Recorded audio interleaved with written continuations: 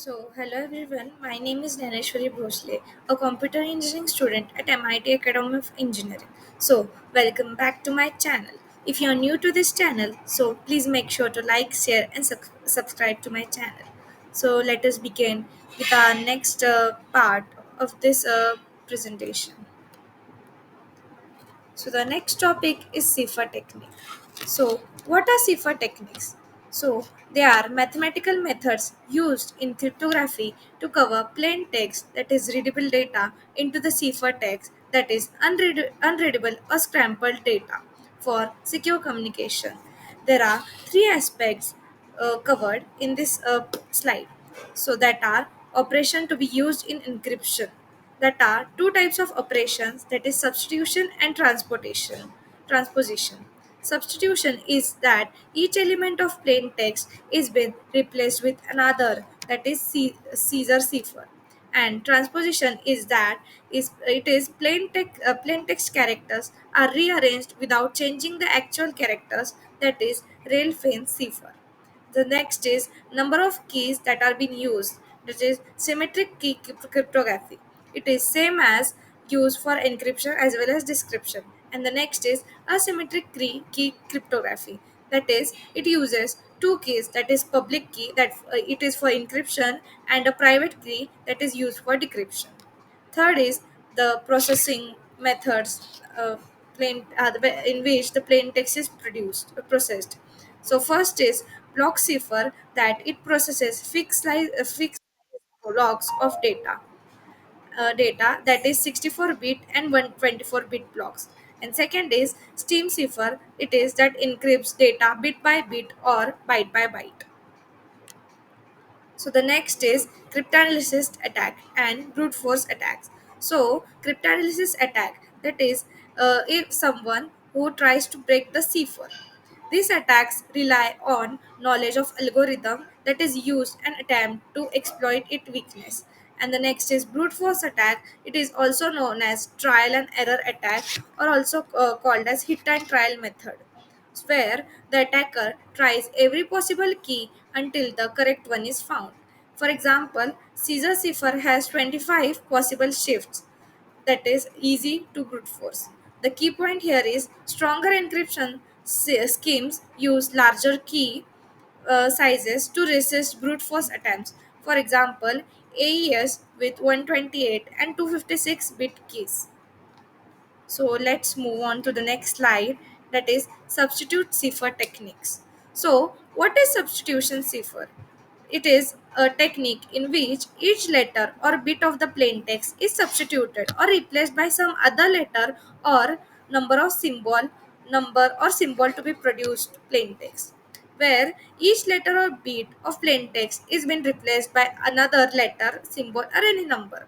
For example, Caesar cipher, where it shifts each character by fixed number, typically 3. Let us take a plain text, that is, I am studying in MIT AOE. The cipher text will be some random key generated. The encryption will be C equals to E of P, that is P plus 3. Here the fixed number is 3, that is typically 3. So P plus 3 mod of 26, and the here decryption process will be P equals to D of C equals to C minus 3, that is the fixed number here is 3. That is mod of 26. One of the con here is simple but highly insecure in today's world. Let us see the next slide, that is characteristics of Caesar cipher. Caesar cipher is more prone to brute force attack because the attacker will be having only 25 possible keys to decrypt the cipher text. The encryption and here the encryption and description algorithm are being known. Here the strengths of Caesar cipher are it is so easy to implement and understand as well. It is useful as educational example, and here the weaknesses are only 25 possible keys, and it is vulnerable to brute force attacks. Lastly, the later frequency of English, that is ETA, can help attackers guess plain text. So here, overall, the conclusion is Caesar cipher is not secure for real world use, but it helps it to understand basic substitutions basics. So let's move on to the next slide, that is alphabetic cipher. So Caesar cipher, the attackers can easily guess the plain text as it is easily recognizable. Monoalphabetic cipher substitutes one letter of the alphabet with any other random letter from the alphabet. It can be replaced with any other letters from the overall all alphabets. So the weakness of this algorithm is that if more repetition occurs, then attackers can easily guess the plain text. Basically, Caesar uses fixed shift, that is monoalphabetic, can use any rather permutation of letters. For example, A can be replaced with Q, B can be replaced with R, or C can be replaced with F or any other alphabet. Here, the pros are harder to brute force, only 25 key options, and the cons are still vulnerable to frequency analysis. And the next is repeated letters in plain text produce repeat cipher text letters. So let's move on to the next slide, that is polyalphabetic cipher. As in monoalphabetic cipher, we only use fixed alphabet. Here the drawback is these are fairly easy to break. So for making it more harder to break, the concept of polyalphabetic cipher arises. It is a way to use more than one alphabet and switching between them systematically. So what is basically polyalphabetic cipher? It is a more advanced substitution cipher that uses multiple substitution alphabets to encrypt the plain text. For example, Vinear cipher uses Vigenère cipher uses a keyword to determine the substitution. It makes frequency analysis harder because the same letter in the plain text can be encrypted to different cipher text letters depending on the keyword position. So why polyalphabetic is better? It is less predictable than monoalphabetic, and it is stronger against statistical analysis. So let's move on to the next slide, that is procedure of polyalphabetic cipher. So let's pick a keyword, that is example king. Write your keyword across the top of the text you want to encipher. For each letter, for each letter look at the letter of keyword above it. Find a row in the beginner table below. Then find a column of your plain text. Finally, trace down the column until you reach the row you found before and write down the letter. So, steps of encryption are, firstly, we are going to choose a keyword.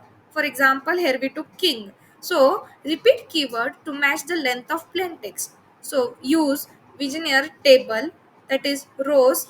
In rows, it will be alphabet from A to Z, and columns, it will be same as rows, that is alphabet from A to Z. Uh, Next step is cell value, intersection of row, that is keyword letter, and column, that is plain text letter. For encryption process, if a plain text letter is E and keyword letter is K, go to row K and column E in the table, that is cipher text equals to 0. So the advantage of this polyalphabetic cipher is it makes harder for attackers to detect the pattern. So here's the example that we have seen. So let's move on to the next slide, that is,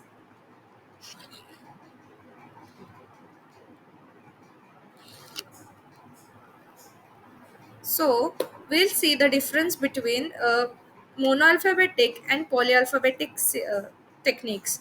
So the feature of substitution type in monoalphabetic is single alphabet, and polyalphabetic is multiple alphabet. The security level in monoalphabetic is lower and that of polyalphabetic is higher. The frequency analysis in monoalphabetic is easy to break, and vice versa in polyalphabetic is harder to break. For examples are monoalphabetic, that is Caesar and Atbash, and polyalphabetic, that is Vigener and Autokey. Repetition handling in monoalphabetic is poor, and polyalphabetic is better than the variability. So in these terms, overall, polyalphabetic is may way more better than monoalphabetic. So let us see the next slide, that is Playfair cipher. So Playfair cipher was invented by Charles Wheatstone in 1854, but known by name Playfair because Lord Playfair made this technique popular.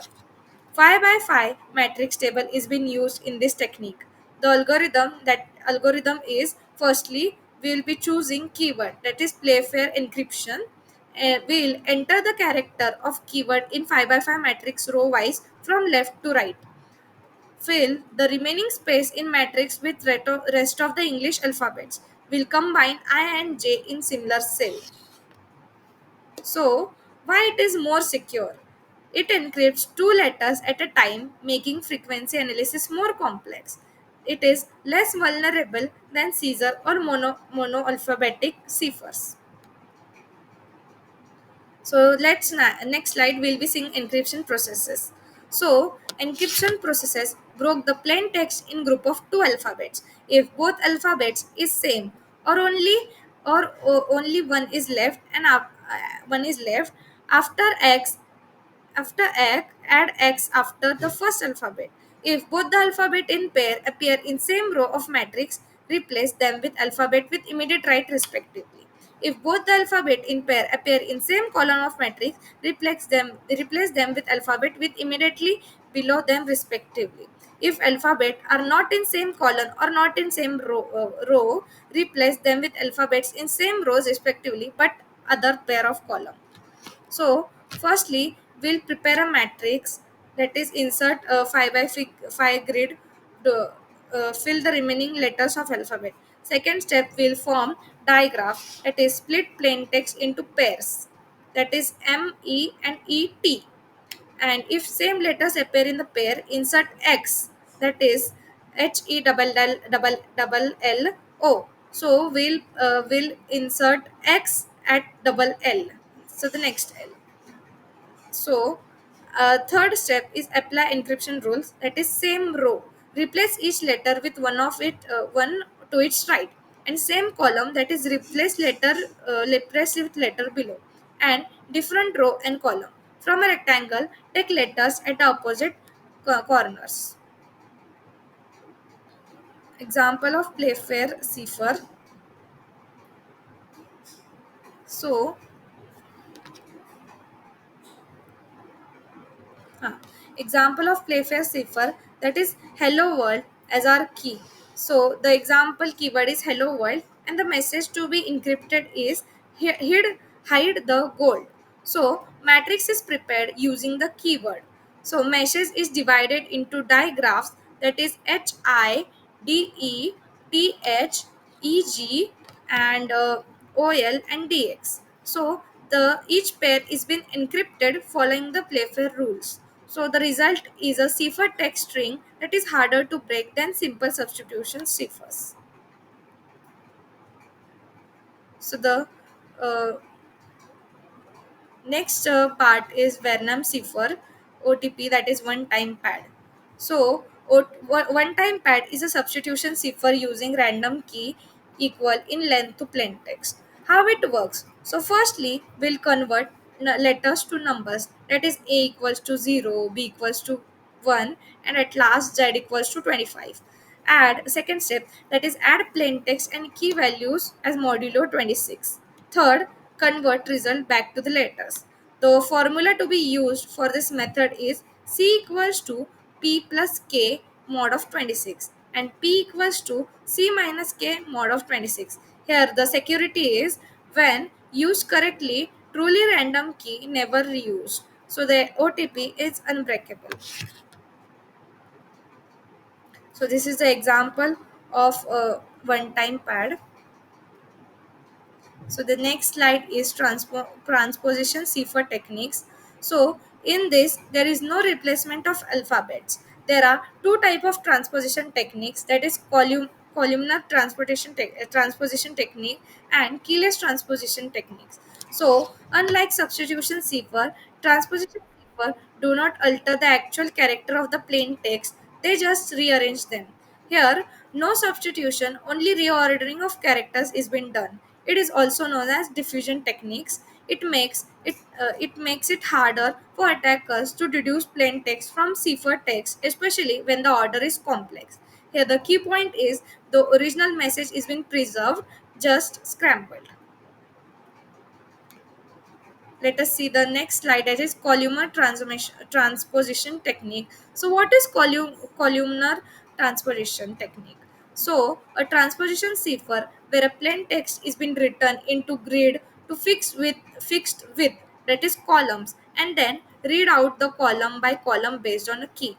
So the steps are: choose a keyword, for example zebra, the number of letters of keyword based on alphabetical order, that is a equal to 1, b equal to 2, and so on. So the numbering for zebras will be z equal to 6, e equal to 2, b equal to 1, r equal to 5, a equal to 0, and s equal to 3. So next step, that is write the plain text row wise in a grid under the keyword. Read the columns in order of numbered keyword. That is example zebras. The plain text keyword will be zebras, and the plain text will be defend the east wall. So read the columns in alphabetical order of a keyword, that is A B E R S Z, and the columns will be 521360.